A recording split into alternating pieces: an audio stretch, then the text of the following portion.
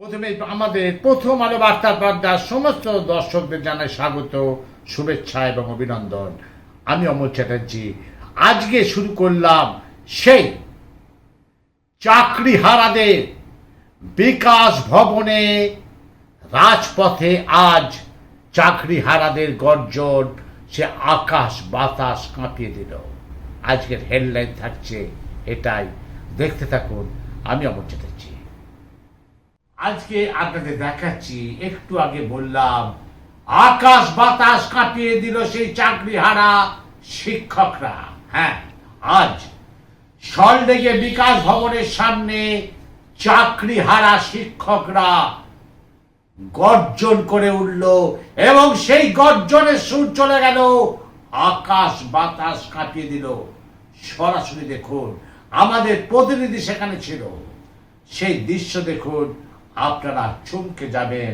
এবং সেখানে কি কি কাণ্ড হলো এবং আমাদের প্রথম আলো বার্তার পর্দায় সেই চাকরিহারা শিক্ষকদের বুকের যন্ত্রণার কথা আপনারাও একবার শুনে নিন।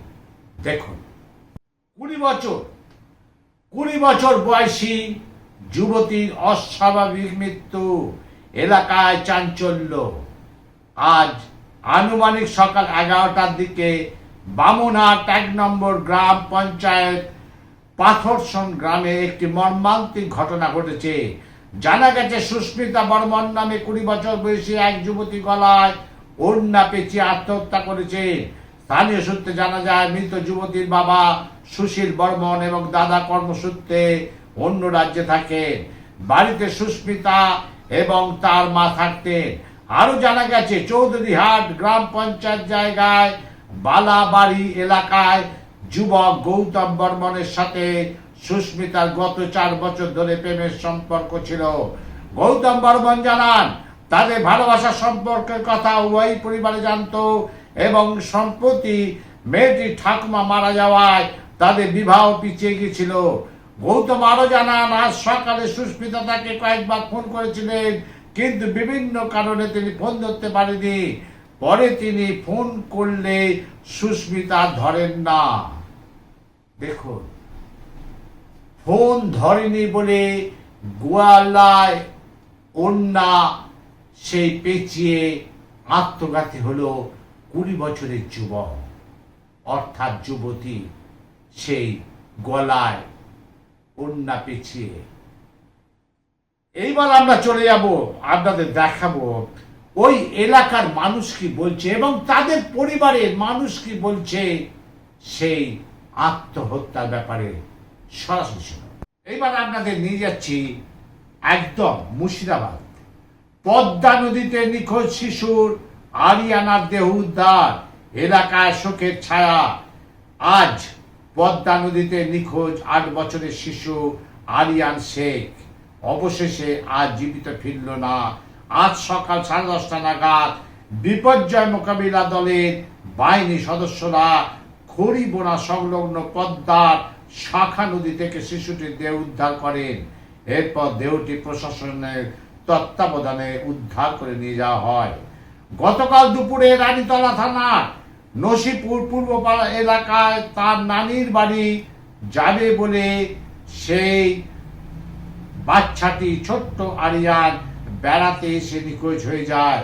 কৌতূহলবশত পদ্মা নদীর ধারে মাছ ধরতে গিয়ে জলে পড়ে যায় সে। এই আশঙ্কাতেই তল্লাশি চালানো হচ্ছিল। টানা 1 দিন ধরে চলে উদ্ধার কাজ। স্থানীয় ডুবরি দলের পাশাপাশি বহরমপুর থেকে আসা বিপর্যয় মোকাবিলা দলের সদস্যরা অংশ নেয় এই অভিযানে।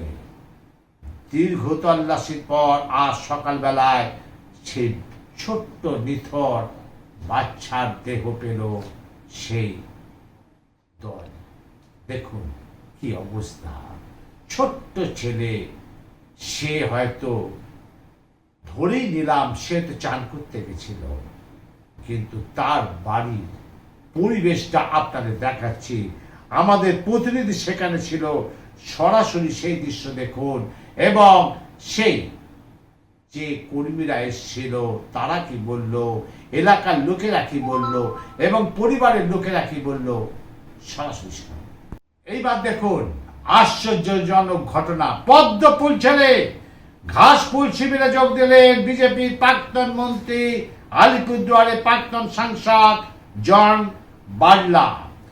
আজ কলকাতা তৃণমূল ভবনে দলের পতাকা হাতে তুলে নেন ছিলেন দলের রাজ্য সভাপতি সুব্রত বক্সী, মন্ত্রী অরূপ বিশ্বাস এবং জয়প্রকাশ মজুমদার।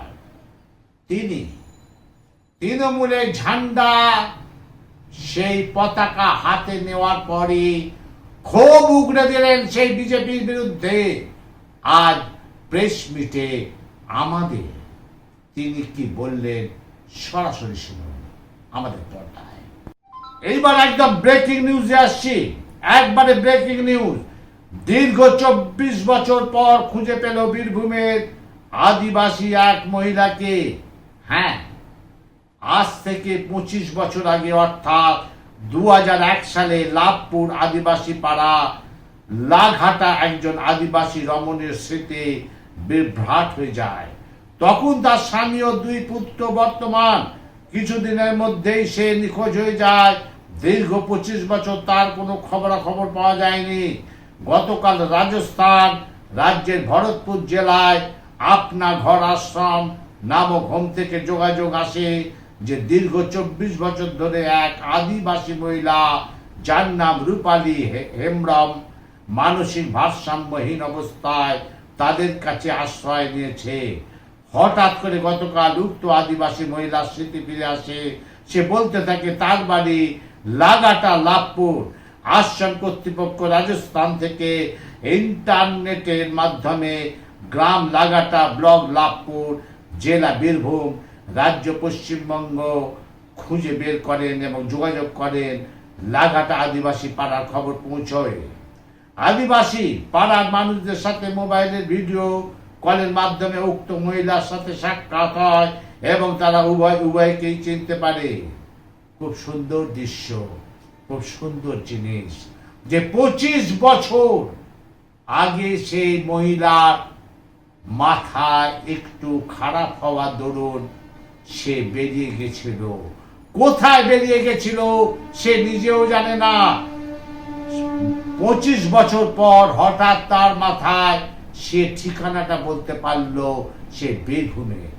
দেখুন সেই আনন্দের দৃশ্য এবং সেখানকার আধিকারিকরা কি বলল আমাদের প্রথম আলো বার্তার পর্দায়। আমরা বলেছিলাম আমাদের প্রতিনিধিরা সমস্ত জায়গা ছড়িয়ে আছে। সরাসরি শুনুন সেই কর্মকর্তারা কি বলল সেই আদিবাসী মেয়েটা সম্পর্কে। সরাসরি শুনুন। তাহলে দেখলেন আজকের প্রতিবেদনে সমস্ত ভালো খারাপ সমস্ত দিক দিলাম, কিন্তু আজকে প্রথম আলো বার্তার হেডলাইন থাকবে এটাই যে চাকরি হারা শিক্ষকরা বিকাশ ভবনে রাজপথে আকাশ বাতাস কাঁপিয়ে দিল তাদের গর্জনে। সরাসরি শুনুন আমাদের প্রথম আলো বার্তা থেকে। আমি অমর চ্যাটার্জি।